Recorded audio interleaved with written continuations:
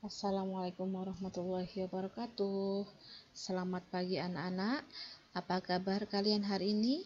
Ibu harap kalian dalam keadaan sehat, ceria, dan semangat untuk mengawali pembelajaran di tema 3 ini.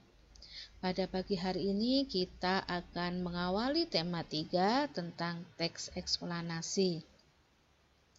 Apakah kalian sudah paham apa teks eksplanasi itu? Teks eksplanasi adalah teks yang berisi tentang proses mengapa dan bagaimana suatu peristiwa alam, ilmu pengetahuan, sosial, budaya, dan juga lainnya bisa terjadi. Sebuah peristiwa, baik peristiwa alam maupun sosial yang terjadi di sekitar kita, selalu memiliki hubungan sebab akibat serta juga proses. Tujuan dituliskannya teks eksplanasi adalah yang pertama untuk menjelaskan fenomena yang terjadi, yang kedua menjelaskan sebab akibat suatu peristiwa. Ciri-ciri teks eksplanasi. Yang pertama, strukturnya terdiri dari pernyataan umum, urutan sebab akibat, dan juga interpretasi. 2. Informasi yang dimuat itu berdasarkan fakta atau kita sebut faktual. Faktual tersebut memuat informasi yang sifatnya itu ilmiah atau keilmuan, contohnya sains. Sifatnya itu informatif serta tidak berusaha untuk mempengaruhi pembaca untuk bisa percaya terhadap hal-hal yang dibahas. 5. Memiliki atau menggunakan sequence markers, contohnya pertama, kedua, ketiga, dan seterusnya. Bisa juga menggunakan pertama, berikutnya, dan terakhir. Artikel pendukung, contoh seperti teks eksplanasi sosial beserta strukturnya. Struktur teks eksplanasi. Seperti yang menjadi ciri dari teks eksplanasi yang dijelaskan tadi, teks ini mempunyai 3 struktur yang membentuk supaya menjadi satu kesatuan yang utuh.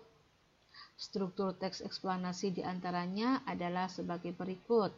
Bagian pertama, teks eksplanasi berupa pernyataan umum. Pernyataan umum yaitu berisikan pernyataan umum mengenai atau tentang topik yang akan dijelaskan pada proses terjadinya atau proses keberadaan. Bagian kedua adalah urutan sebab akibat, yaitu berisi mengenai atau tentang detail penjelasan proses terjadinya yang disajikan dengan cara urut atau bertahap dari yang paling awal sampai akhir. Ketiga adalah interpretasi, yaitu berisi tentang atau mengenai kesimpulan dari topik yang telah dijelaskan. Untuk memudahkan memahami teks eksplanasi, kita dapat membuat peta pikiran. Masih ingatkah kalian cara membuat peta pikiran? Seperti yang sudah pernah kita pelajari di tema 1 dan juga tema 2. Hal-hal yang perlu diperhatikan dalam membuat peta pikiran adalah yang pertama, membaca teks eksplanasi ilmiah secara keseluruhan.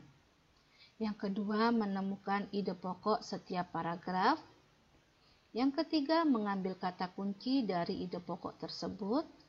Kemudian menuliskan kata kunci dalam peta pikiran. Nah, berikut adalah contoh paragraf atau teks eksplanasi yang berjudul perubahan budaya.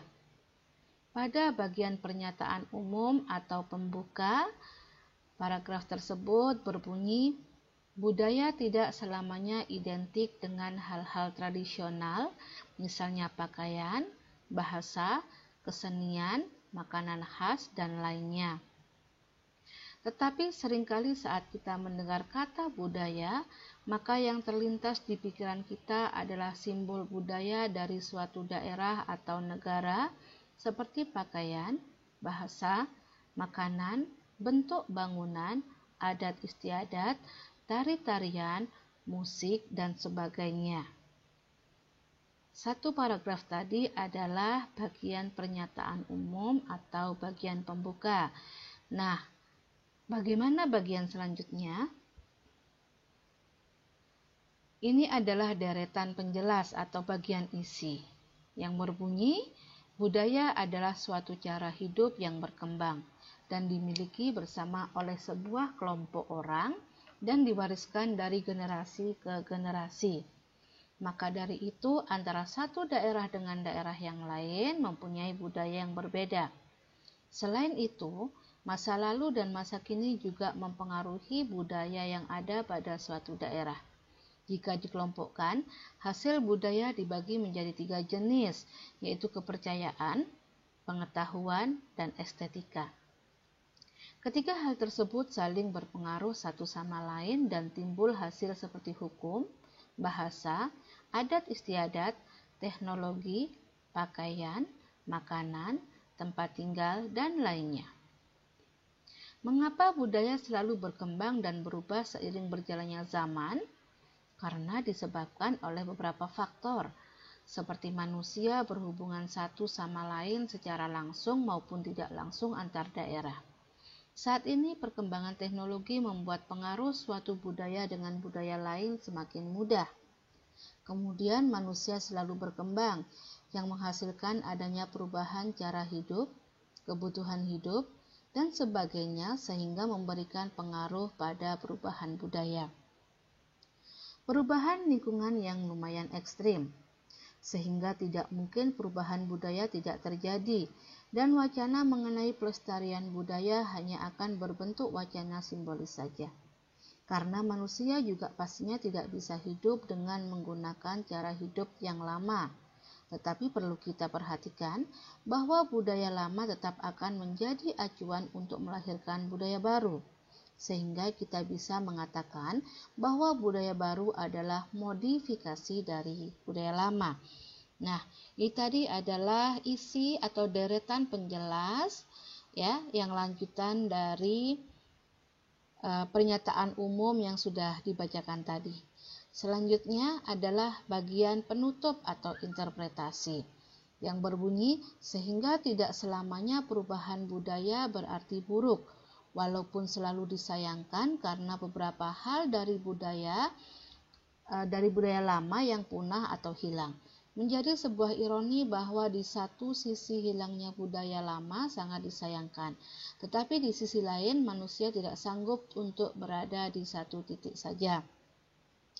Nah, itu tadi adalah contoh sebuah teks eksplanasi tentang kebudayaan yang berisi dari pernyataan umum atau pembuka, kemudian ada deretan penjelas atau isi, dan juga penutup atau interpretasi. Nah, saya yakin kalian nanti juga akan bisa untuk membuat teks sendiri sesuai dengan urutan pembuatan teks eksplanasi. Jangan lupa ketika kalian membuat teks eksplanasi harus juga menggunakan bahasa baku dan juga kalimat yang efektif. Nah, terima kasih untuk pembelajaran hari ini. Semoga kalian bisa memahami dengan baik dan bisa mengerjakan tugas dengan baik dan juga tepat waktu. Wassalamualaikum warahmatullahi wabarakatuh.